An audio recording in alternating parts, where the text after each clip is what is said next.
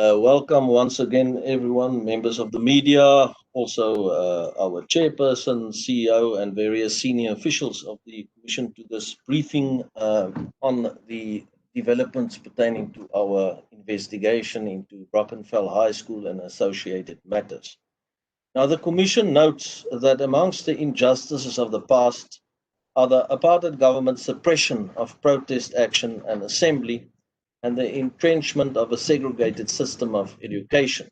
It is for this reason that our transformative constitution guarantees in section 17 the right to protest and demonstrate peacefully and unarmed, the right to equality in section 9, and the right to education in section 29. Furthermore, section 28 of the constitution explicitly states that a child's best interests are of paramount importance in every matter concerning the child. This media briefing comes as a result of allegations of racism that emerged in relation to the convening of a matric function for a number of Brackenfell High learners. These allegations have led to protest action outside the school, resulting in well-documented instances of violence on several occasions. Following the media reports relating to the alleged exclusion of certain learners from attending the matric ball, the Commission immediately registered an own initiative investigation. The Commission has since received complaints from the public, which will form part of this investigation. There are three key elements or components to the Commission's investigation. These are, first of all, the alleged discrimination pertaining to invitees to the matric function. Secondly, hate speech. There are allegations of the EFF supporters singing "Shoot the Boer, shoot the farmer" outside the school on 6 November during their protest. And this slogan has previously been determined to be hate speech by the Commission and the Equality Court in the past. Secondly, comments made by an EFF member of Parliament, Nazir Paulsen, that are allegedly racist, two complaints in that regard. And then the PAC singing and the use of a poster chanting the slogan "One Settler, One Bullet" on 18 November 2020. And thirdly, there are also the assault and violation protest action, which includes the alleged conduct of the South African Police Service during the protest action that took place on the 20th of November last Friday.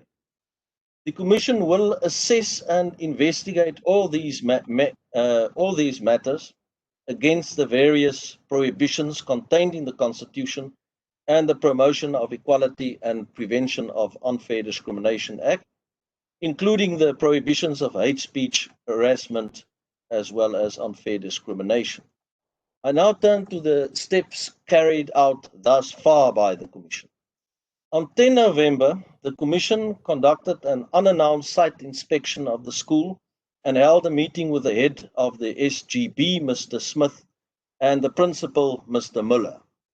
At this meeting, the school denied the allegations of unfair discrimination and racism at the school. And based on this meeting, the Commission understands and welcomes also the fact that the school has a diversity committee and recently revisited its school code of conduct to ensure that it provided for diversity and inclusion. The chairperson of the SGB of the school also agreed to consider, together with the SGB, conducting sensitivity training for the school staff and learners with the assistance of the Commission. But that investigation is obviously continuing, and I'll come back to that. Following this office, the Western Cape Provincial Office's learning of a planned protest action that was to take place on 20 November last Friday, organized by the EFF, this office in Cape Town attended at the school in order to monitor the protest action on that date. Our monitors observed the use of water cannons, stun grenades, and tear gas by members of the South African Police Service against protesters. Commission notes media reports on 23 November relating to alleged looting of shops and the destruction of property during the protests. These incidents were, however, not witnessed by the monitors of the Commission at the school during the protest action. Further, this doesn't obviously mean that it doesn't need to be investigated, and if we receive complaints in that regard, we also have to look at that. Further, the Commission has not received any complaints yet, as I mentioned, in this particular regard. The Commission urges those with evidence to contact the Commission.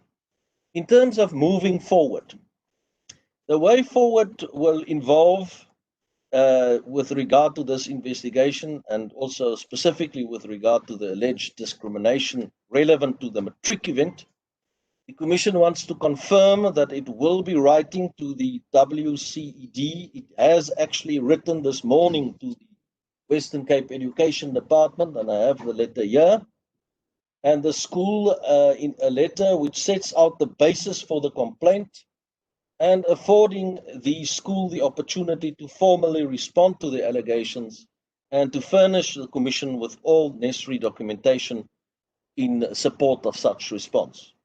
The Commission will also, in the correspondence, has already done so, request a meeting with the Western Cape Education Department and the school, with an invitation also being extended to representatives of the school governing body as well as the learner body. Based on the outcome of this meeting, the Commission will decide which further interviews to be conducted. That could be with learners, potentially teachers that attended the function, as well as the governance structures of the school. With regard to the hate speech allegations, the Commission is gathering evidence and will on the basis of that decide how to pursue these allegations. However, with regard to the one settler, one bullet allegations against the PAC, the Commission believes that there is a prima facie case to be made out and will take that particular matter to the Equality Court. That would be the High Court sitting as the Equality Court in Cape Town. Just a final few points of noting from my side. The Commission supports the constitutional right to assemble and protest peacefully and unarmed to the extent that the exercise of the right does not interfere with other important rights. The best interests of the child are paramount in terms of our Constitution, and extra care should be taken to not limit this right unduly. Learning and writing exams in the midst of a global pandemic and a national state of disaster certainly affects the children in South Africa. Prolonged protest action that interrupts examinations may likely be contrary to the best interests of learners. It is therefore prudent for the Commission to call on everyone, including political parties, to refrain from protesting at schools in a manner that impedes children's rights and to rather undertake protest action away from schools during this time. It is our view that municipalities should ensure that protests in front of schools are limited during examination periods. And Commissioner Nissen, who is responsible for civil and political rights, will also elaborate on that matter in particular, as well as the matters concerning the police and allegations in that regard. The Commission and the courts will therefore need to examine the facts in order to make a determination as to whether the best interests of the child are being upheld. In our Constitution, in our Bill of Rights, it states very clearly, as I pointed out earlier, that the best interests of the child is paramount. And therefore, that is such an important interest and right that it actually trumps other rights. So that is something that should be taken into account. Where the right to protest infringes on the constitutional right to a basic education, and specifically also on the best interests of children, it falls to be limited, just like any other right in the Bill of Rights. The Commission is furthermore concerned about the non-observance of the COVID-19 regulations by protesters and this also will need attention going forward. In order to respond to systemic issues that seem to underpin some of the occurrences that have taken place recently around the country, the Commission will convene a summit on rising racial tensions and racial polarization in our country.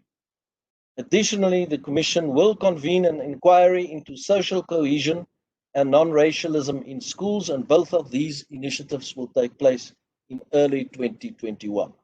Because this is a systemic issue, it is not only related to a specific school, it is something that requires our urgent attention in this country. The Commission has also approached political parties, the chief whips of the political parties represented in Parliament, to discuss the right to protest and hate speech, particularly in the build-up to local government elections next year.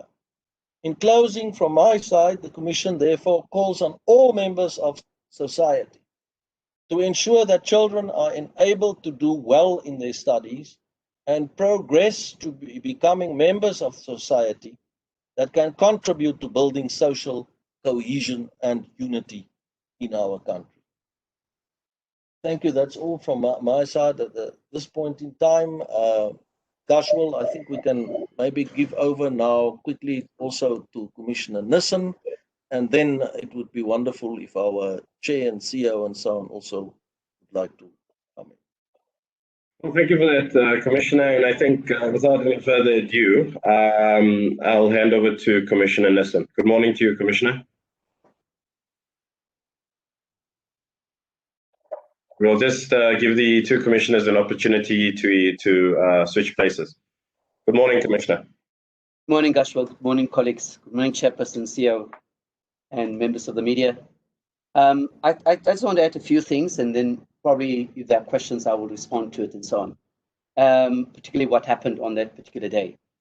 Just to say that there were also other political parties that called upon people to come out and defend the school and the community.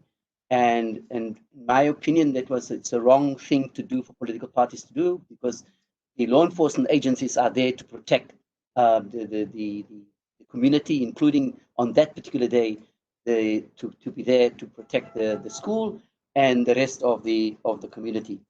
Secondly, also, I think it's important that we understand that the conditions for the march were clearly spelled out, and one of those conditions were that there should be 100 people and not more. And the police negotiated with the leaders of the political party EFF to increase it to 500. And in that, they will agreed that they'll obey to that. However, when the march started moving, and we were right there in front of that march, and they did not go to the school, but at the intersection where the road leads to the school. When the march started, the 500 cutoff was then swelled by others coming to the march, and the police then stopped them from marching any further.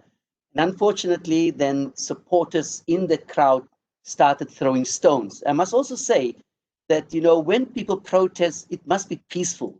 What I saw, and many of my colleagues saw, were people with axes, golf clubs, stones, sticks, and so on. And on a number of occasions, the stones were rained onto the police and onto the other people on the other side.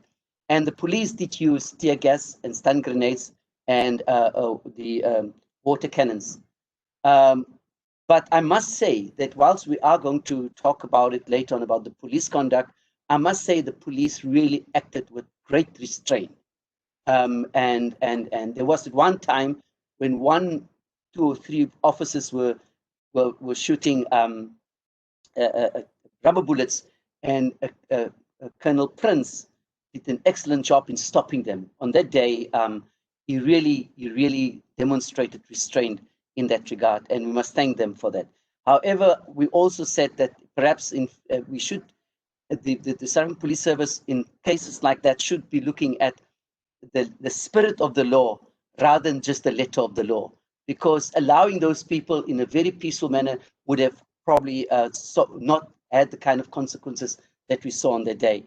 Yeah, so that is what I want to say. And then, of course, confirm that we will be doing the things that Commissioner Gaum has been saying.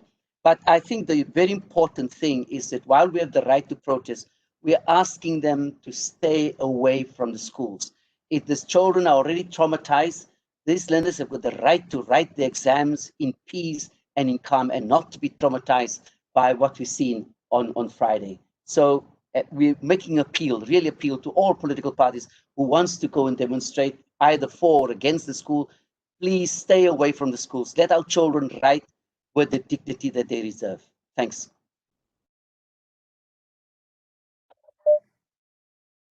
Thank you very much for that, Commissioner Nissen. I think just by way of a couple of closing statements, and the rest of the colleagues will also let me know if there's anything in addition that they would like to say. If not, they would obviously assist in supplementing the questions that are asked. But at this stage, I'll just ask the CEO of the Commission, Advocate Tshidiso Tipanyani, just to give a round off or summary or closure to this session, and then we will open up with questions after that. Thank you.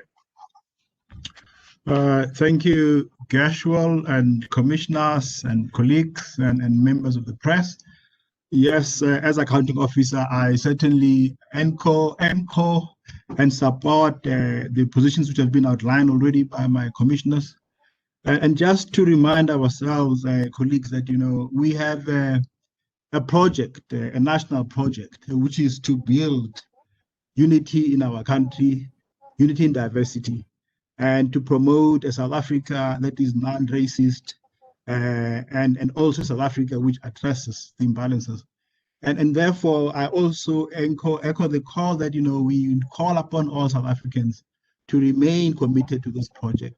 South Africa cannot afford what we are seeing now, increasing levels of racial polarization. This is not the South Africa which we fought. This is not the South Africa which people like Mandela fought for. And we as a Human Rights Commission are committed to this, and we really urge everybody else to support this. I also want to echo also what has been said, that the child rights are of paramount importance in our country.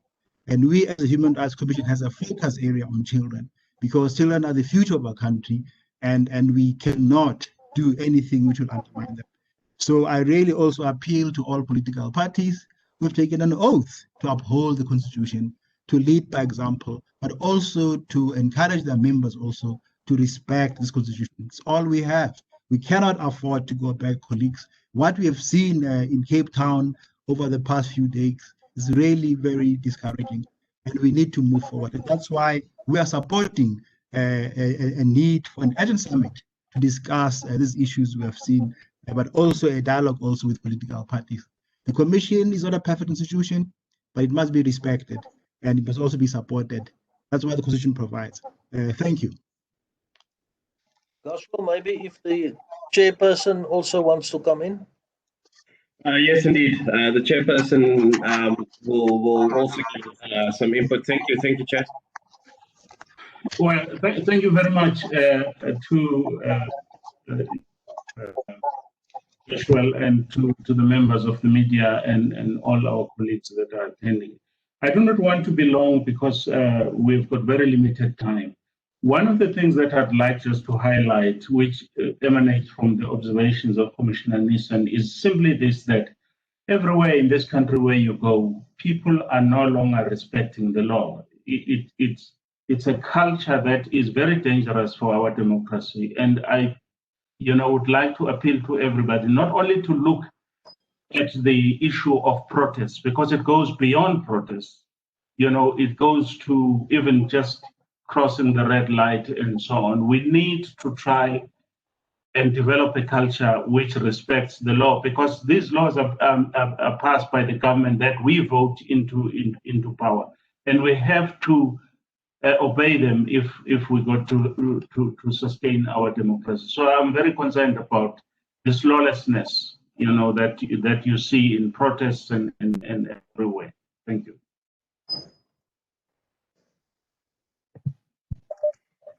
Thank you, Chairperson, for your input there. I think that gives us the opportunity to now open the floor, so to speak, or the digital floor, as I would say.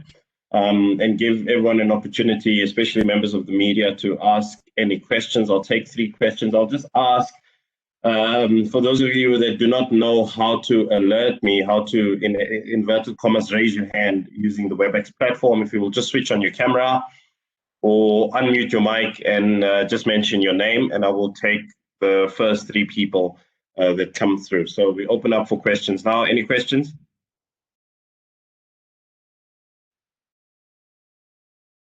Okay, I see that also, and taking into account, just to let colleagues know, it's not just colleagues joining us virtually, but that we also have colleagues who have joined us at the Cape Town offices for this press briefing. So I think it would be appropriate to start in the Cape Town office. I take it that the 2 commissioners will just assist me with making sure that we take those 3 questions and then we answer, assuming that there's 3 or whatever number of questions. So please go ahead and ask your questions. Sorry, Tammy of News 24. I just wanted to check the 2 complaints of racism against Nazir Paulson. What was the details of that, please? When was it at the protest, as well as what was said? Because obviously we know what the BAC said, and even but Nazir Paulson's the details of that one's not that.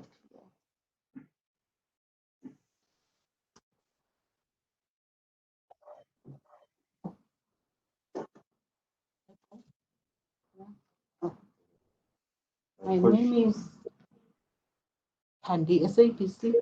I just want to find out from the commission what information have you found so far, especially around the main allegations that started the whole thing. The school says it was a private party. There's allegations that no, it was a case of racism. So what have you found? As far as that is concerned, where does the truth lie? Question to Ronald Masela from ENCA. Question to Commissioner Gum. The school continues to deny these racial allegations, yet there are so many voices as us as a channel that we spoke to, parents of learners who complain about racism for quite some time at the school, and also former learners. On the 8th of July, the school handed a memorandum. The students are complaining about issues of race. But the school chooses to take the stance of denying that there's no racism at the school. Why are they choosing to take this stance? What are they denying?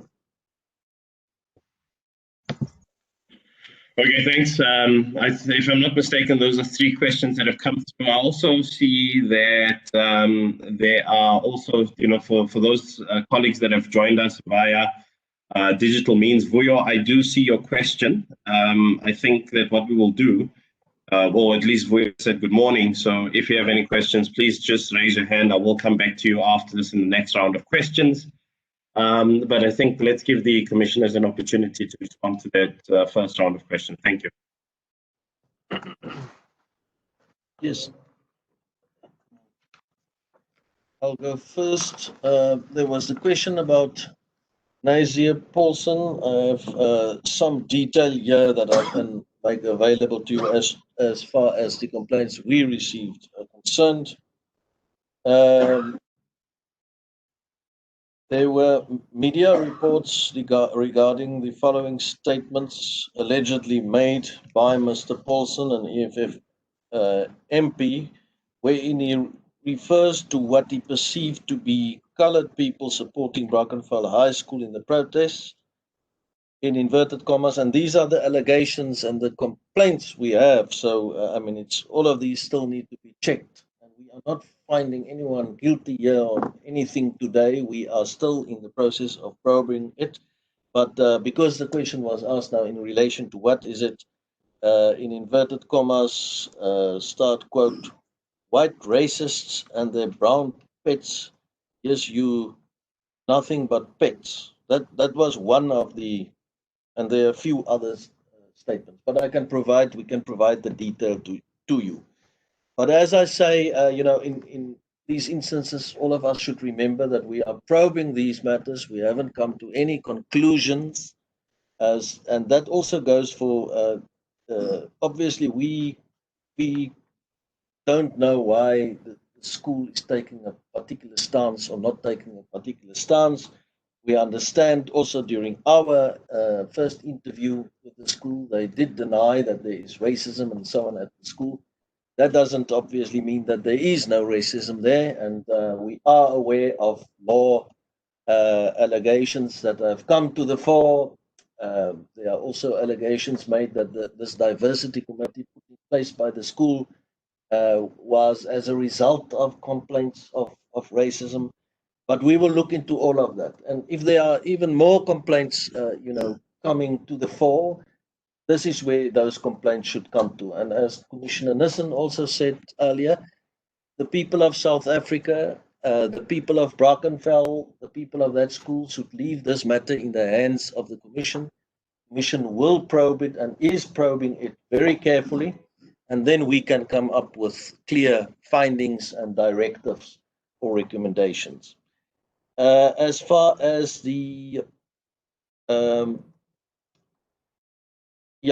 Tandy, yes, pertaining to the main allegation that is of the unfair discrimination pertaining to the matric function, I have tried to point out what we have done thus far already. I think it was on last Tuesday, was it, Zina?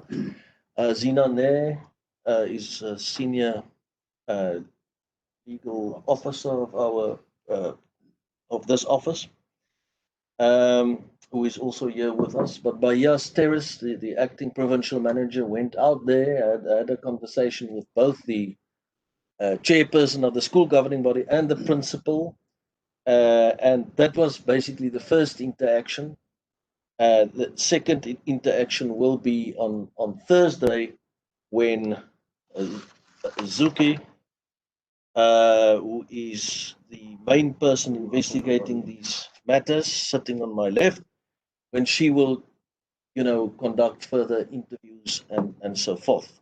But we have also sent off this allegations letter today, in which the allegations are made, to which the school now has to reply in detail. And as I mentioned, on the basis of the outcome also of that meeting that we've requested with WCED, the school governing body, representatives from the learner representative body, we will decide which further interviews to have, all in an endeavor to come to the truth, to establish what the real facts are. Thank you. Commissioner.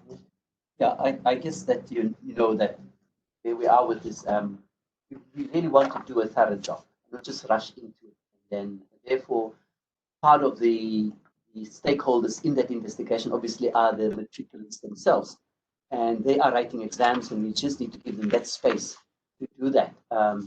But also, our investigation is also with a view in terms of assisting the school coming to terms with the kind of issues. They may have a diversity program, but we have offered that we will do the diversity training management and the transformation management at that school, because there's one thing to say, there's no racism.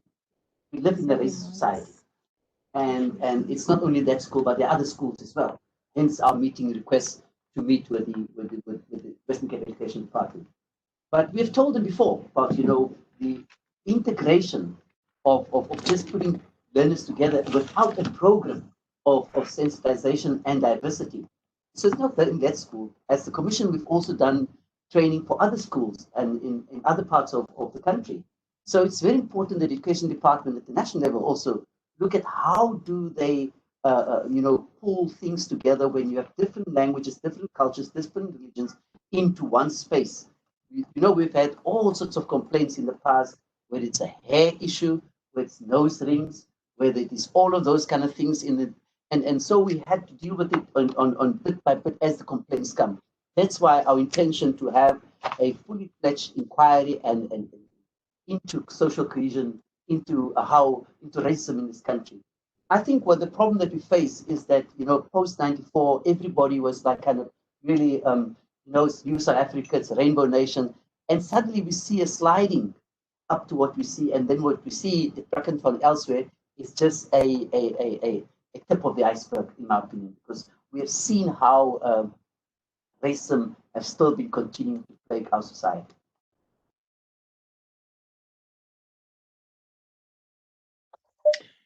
Thank you for that, both commissioners. If any of the colleagues would like to supplement or add to what the two commissioners have responded to, please indicate so now. In the interim, what I will do is again start inviting another round of 3 questions, but starting off the very first question, this is from Vuyo Mrashula from Valley FM in the Western Cape. It's a question that came through via chat, and of course you can also use the chat function on the Cisco WebEx meetings platform. I am Vuyo Mrashula from Valley FM in the Western Cape. I would just like to know if how the SHRC is planning to achieve its goals with the planned dialogue on racism. What will it do this time to be effective in eradicating racism? Thank you. That's the question that was posted by Vuyo. And can I have 2 other questions, please? And then we can have the commissioners give us another round of responses.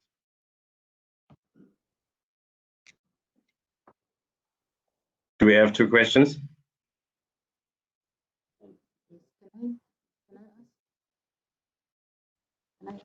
Yeah. Okay. I just wanna continue on the comments made by Julius Malema yesterday, alleging violence against the police, saying his members will fight back at the police. They are not afraid of them. They will go to their families and attack their families. I just want to find out if the commission is going to do anything about such comments. Is it part of your work responsibility? There's another question. Thank you. If we can just have one more question. Arthur from Heart FM. I just want to find out from the commissioners, in terms of the time frame, when are you going to expect to meet with the Department of Education in the province to investigate, to talk to them about the incident? Thank you. Thank you. I think it's appropriate that we have 3 questions, so we'll hand over to the commissioners. Starting, obviously, the first question was from Vuyo. I see that there are some more hands up. What we will do is we'll open up one last round of questions, and I'll try to take as many as possible then. Thanks. Can we just hand over to the commissioners to respond to the questions that we just received? Yes, maybe on the question of the Indaba pertaining to racial polarization, as well as the one on non-racialism and social cohesion in schools. I don't know if Chanel van der Berg is or Ellen are part of the group. I would like them to maybe respond to that particular one in terms of how we plan to achieve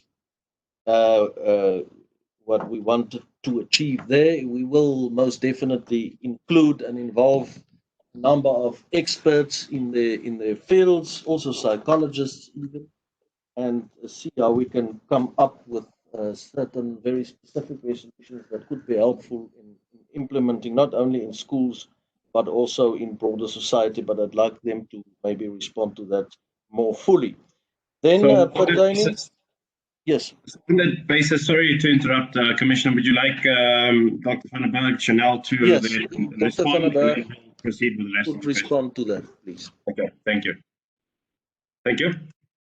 Thank you very much, colleagues and Commissioner. All right, so the summit on the increasing racial polarization in the country follows, as Commissioner Nissen also mentioned, we've been witnessing this escalation in racial polarization. We saw it play out at Brackenfell clearly, between white and black people, and in previous investigations and so forth. We're also aware of other interracial tensions of South Africa. So the Commission has, through its monitoring and assessment mandate, picked up on the fact that this type of inequality and racial discrimination certainly has links with economic inequality, and that South Africa continues to be plagued with. So this summit in itself, of course, can't effectively eradicate racism, but the idea is that we're getting diverse stakeholders with diverse lived experiences and backgrounds and viewpoints into a room to discuss the root causes of why, when South Africans feel angry or hard done by, or as we suffer, many of us suffer with poverty, living under poverty and intolerable conditions, why often these types of lived experiences are manifested in racial discrimination. And as Commissioner Gao mentioned, part of the summit will also be engaging with a team of psychologists and anthropologists to try and start understanding the pathology and the psychology of racism that continues to pervade our country. And just to mention that, you know, we've been a democracy for 26 years, and we had, at the turn of democracy, we had President Nelson Mandela speak of the Rainbow Nation and so forth. A lot of this racial discrimination that we still deal with today, however, is still a legacy of what the apartheid government set out to do, which was create these divisions in society. Our constitution is, as Commissioner Galma said, transformative. It aims at transforming society, addressing these injustices of the past, and building a society based on human dignity, equality, and freedom. So we need to work together and speak together, discuss together how we really can celebrate our diversity united. So be a united front, acknowledge diversity, but genuinely build social cohesion in this country. I just want to respond also on that matter. I think important what you need to understand is that the responsibility to build non-racialism also lies with political leaders and political parties. And what we've seen is political leaders and political parties always at times play the race card during elections. And over the years, and we need to tell the political parties and leaders, please act responsibly. Your contribution towards social cohesion and your contribution to end racism. Where will end racism in South Africa? Wherever human beings are, without blaming anybody, human beings by nature have got prejudices, and unfortunately circumstances sometimes lend to racism. But I think the most important thing, as the Commission continues to build a landscape in South Africa, a culture of human rights and of social cohesion, the responsibility also lies with government, and lies also with political parties and their leaders to send out the right messages and not the wrong messages. Maybe just in terms of the alleged statements from Julius Malema pertaining to the South African police, obviously we will have to look into the specific statements to see if it is problematic from a hate speech perspective, harassment perspective, etc.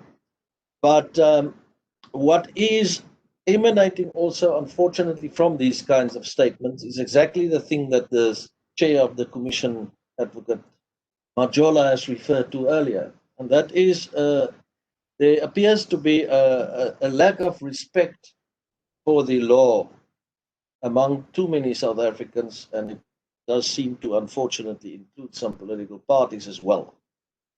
Our country is governed by the principle of the rule of law, and therefore one would expect that all public representatives in particular, but all South Africans, respect that rule of law. And when one is starting to make these kind of comments pertaining to those who have been put in place to make sure that there is law and order in the country, then it really becomes very problematic and should indeed be discouraged. Arthur, sorry, I didn't pick up on your question again. I wanted to find out about in terms of the campaign, when I expected to conclude this investigation. Oh, I see. Also, when I expected to meet with the Department of Education here in the province. So, in terms of when we will conclude the investigation, we are dealing with it as a matter of priority, but it's difficult to say exactly when we will be concluding it. We have requested, I think, Zuki, can you maybe indicate what date has been requested as far as a meeting with WCD and so on is concerned? But rest assured that we are doing this investigation on an urgent basis, but we also want to do a thorough investigation so that we really get to the bottom of the facts. And therefore, there should be some patience in allowing the Commission to conclude the investigation so that we can come up with clear findings and directives or recommendations. What is the date that? 26 November. Yeah, we have requested a meeting at this office with the WCED, the principal, representative of the school governing body, and representative of the learners on Thursday, 26 November 2020 at 2 o'clock. And what would then transpire would obviously follow on that particular meeting and be informed also by that meeting. Thank you. Okay. Thanks, Commissioner. Yes, I'll give you an opportunity. I just want to remind everyone that we'll take, after CEO's input, we'll take one last round of questions. I'll ask everyone just to keep it short, sharp, straight to the point, because we are running short of time. But CEO, I hand over. Thank you. I also just want to add to say we should not forget that nation building, the non-racial project in our country involves all of us. So all of us as South Africans, as political parties, business leaders, all have to contribute in making sure that this project succeeds. And that's why Section 8 of the Constitution provides that the Bill of Rights also binds citizens as well, not just the state. So we really expect and encourage and urge all South Africans to be the champions of human rights and champions of this new project of ours. We've had a conference before on narcissism, but it's definitely a process, and it will take some time, but it requires all our commitment as South Africans. Thank you.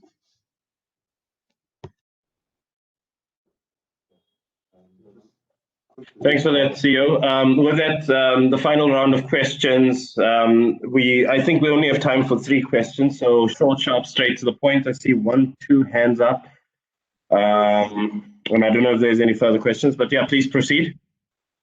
Just a quick question to Commissioner Gum. You did mention earlier on that the chief whips of the political parties were in communication with. What has been the response from the economic freedom fighters? That one I want to give to the chairperson, because the letter to the chief whips went under his hand. I'm not sure if he is aware of exactly what the responses were thus far, but the advocate Majola. Okay, and then I'll just ask for the 2 other questions then to follow, and then we will then take the round of questions. Thanks. I mean, then we take the next round of final round of responses. Thank you.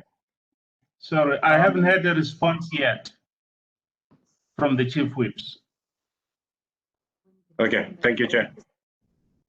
Chairperson, I also want to know when that letter was sent out. If I recall well, it's about 2 weeks ago or a week and a half. Yes, it's about that. Yes, maybe 2 weeks. Yeah. Okay, thank you. Can we proceed with the next 2 questions? Aaron Heyman from the Sunday Times. The Reverend was at the march on Friday. I'm sure you heard most of what was said by Secretary General Marshal Dlamini. I guess it was more of the same of the comments that we heard by Julius Malema, but there were some overt threats made to the police during his speech as well, and I guess there was a lot of strong talk about a lot of things. It was quite a racially charged speech. What is the Commission's take on that speech? Thanks. As Commissioner Gum was saying, that in the process. Okay, and then I'll just ask, sorry to interrupt, are we getting our final question? Yeah. No, we can continue, guys. Okay, Yeah, as Commissioner Gam was saying, that we're busy putting together all of those, including asking for the footage, because there was a group of people who were singing also Amabules or Sinja, and we need to look at that as well, and so on. And once we've collected all those information that we're looking for, including the speech, because the speeches were recorded, and as you correctly said, yes, it was terrible, and in fact, including that man that came there wants to pray for them, and that they were told to leave and they tackled that man. That's in the hands of the police for now. But yes, we will be looking at those and as part of the investigation, not only for the school, but of what happened there on Friday. As we said, that we're collecting the evidence. Some of the things we saw, others we heard, others we didn't see, like, for example, in the case of what happened after they were dispersed. So is that what transpired? The man wanted to pray for? Well, that's according to that man.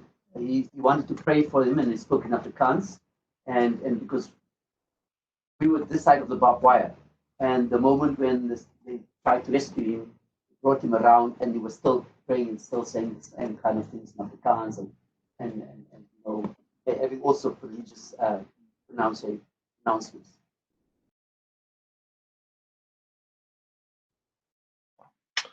Okay, thank you so much. I think that brings this press briefing to an end literally at about the right time.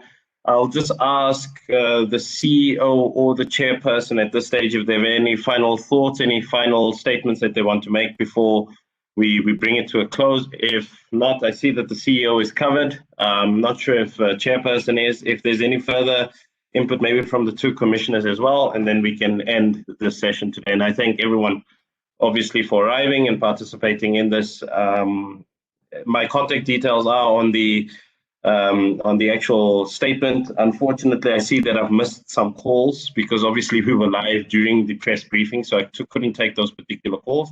But for those members of the media that have any further questions of clarity, you have the two commissioners there in front of you, so you can engage with them further, I'm sure, for a limited period of time, as well as those of you that are not in Cape Town that wish to reach out to the commissioners. You may either message me, email me, or give me a quick call, and then we can take it from there. But I see that the chairperson would like to say some concluding words. Thanks, Chair. Well, not necessarily concluding words, except just to thank the members of the media for gracing us with their presence. I just wanted to answer the question about the letter to the chief whips. It was sent on the 11th of November. But thank you, thanks to everybody for being with us.